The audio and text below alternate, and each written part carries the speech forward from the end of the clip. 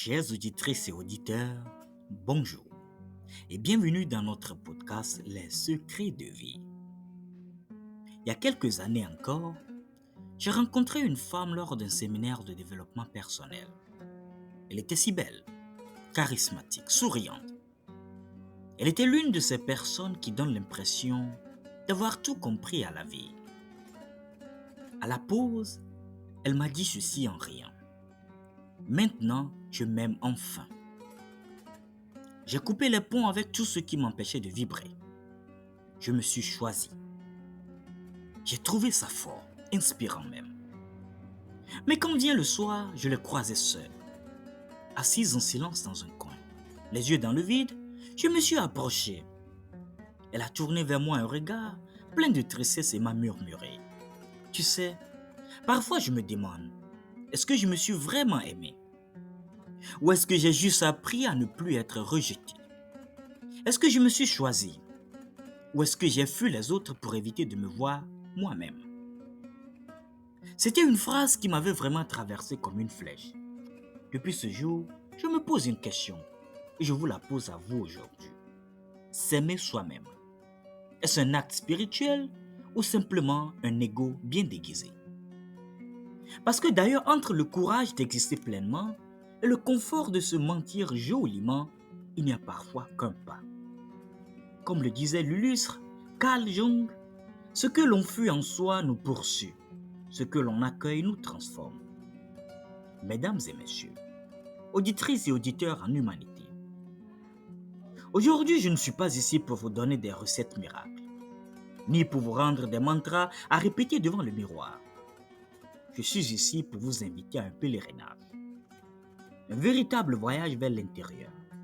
Pas un voyage confortable, non, mais un voyage nécessaire pourtant, car au cœur de ce voyage réside une question essentielle. S'aimer soi-même. Est-ce un acte spirituel ou simplement un ego bien déguisé? Dans un monde où l'on confond estime de soi avec orgueil, où l'on glorifie l'individualisme tout en prêchant la solidarité, où l'on nous pousse tantôt à nous valoriser, tantôt à nous effacer, cette question devient non seulement cruciale, mais aussi urgente. S'aimer soi-même. S'aimer soi-même, ce n'est pas se prendre en selfie 1000 fois par jour, ou encore plébisciter ses plus belles photos sur les réseaux sociaux. Ce n'est pas aussi se répéter qu'on est une étoile unique dans l'univers. Ce n'est pas en se regardant dans le miroir, en répétant chaque fois qu'on est le meilleur, ni se retirer dans un culte personnel où l'on croit que tout tourne autour de soi. Juste une petite question. Tu dis toujours que tu t'aimes assez, mais peux-tu rester 1 heure en silence avec toi-même sans téléphone, sans distraction, sans validation extérieure? Peux-tu t'écouter vraiment quand la façade s'écroule? C'est se respecter dans les moments de choix difficiles. C'est aussi poser des limites, s'aimer soi-même. Pas pour rejeter, mais pour se protéger. C'est se donner le droit de dire non sans se mentir et se sentir coupable. Se reconnaître dans sa vérité nue, prendre soin de son corps, de son âme et de son chemin. Mais hélas, ce chemin est piégé. Parfois on appelle amour de soi ce qui n'est qu'une excuse pour fuir ou pour dominer. Eh bien, c'est l'exemple d'un ami qui m'a dit un jour.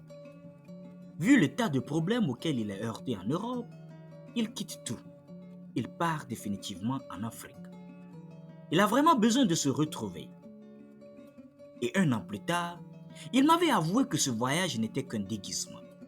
Ce n'était pas de l'amour de soi, mais une fuite bien maquillée. Il a avoué pourtant avoir cru être courageux, mais qu'il était juste lâche, m'a-t-il dit. Qu'il avait confondu le silence avec l'oubli et la paix avec l'évitement.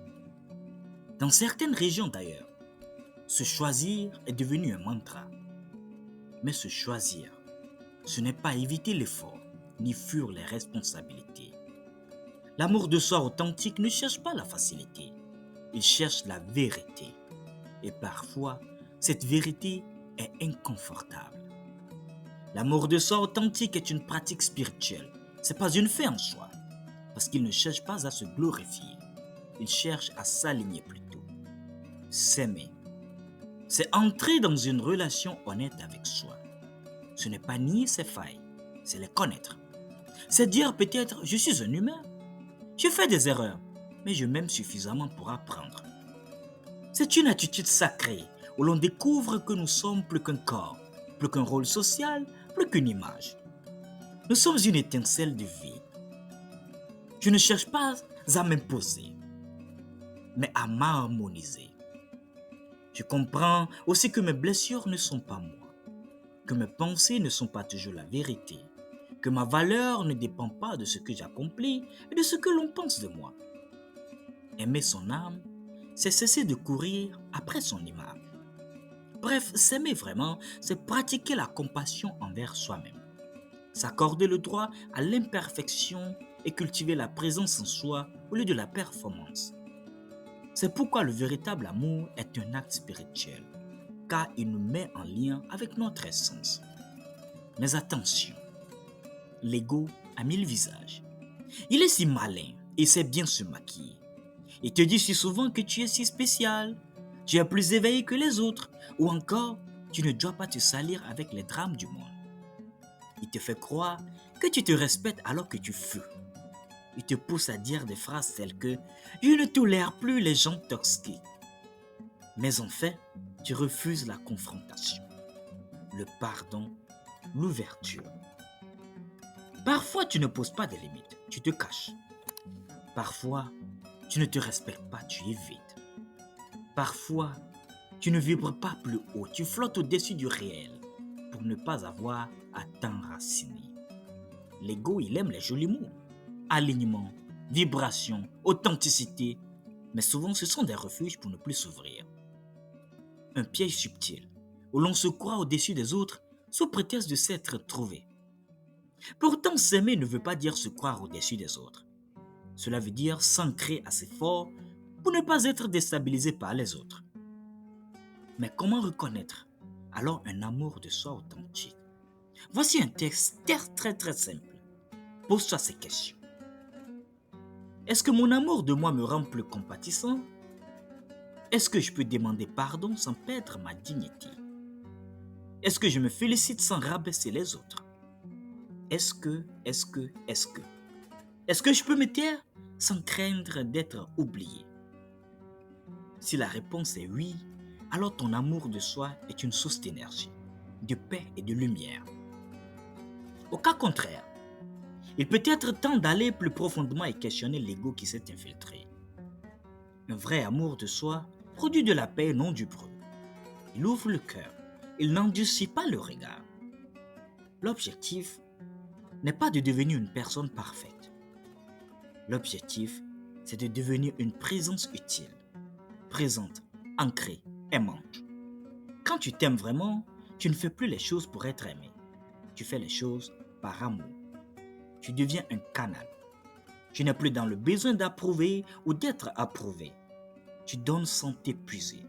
Tu élèves sans écraser. Et mieux encore, tu t'inspires des autres. Tout simplement parce que tu es ce que tu es. Aimer, ce n'est pas se lever au-dessus, c'est s'unir. Ce n'est pas se protéger du tout, c'est s'exposer avec confiance. Le vrai amour de soi, il est humble, il est calme, il est profond. Il ne cherche pas l'applaudissement, il cherche plutôt la vérité. Alors je vous pose la question une dernière fois. S'aimer soi-même, est-ce un acte spirituel ou un ego déguisé? Cela dépend bien évidemment de ton intention, de ton silence intérieur, de ta capacité à te regarder sans juger. S'aimer véritablement, c'est accepter de marcher seul quand c'est nécessaire. Mais c'est aussi savoir qu'on n'est jamais totalement seul.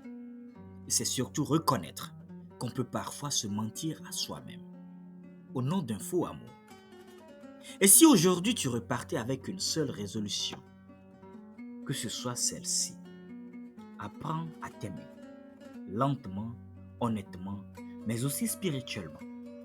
Aime-toi comme on arrose une plante, avec douceur, régularité et sans bruit. parce que c'est dans le silence que la vie pousse. Merci de nous avoir suivis sur les secrets de vie. Vous avez Will Kalek au micro et au plaisir de vous revoir dans notre prochain épisode.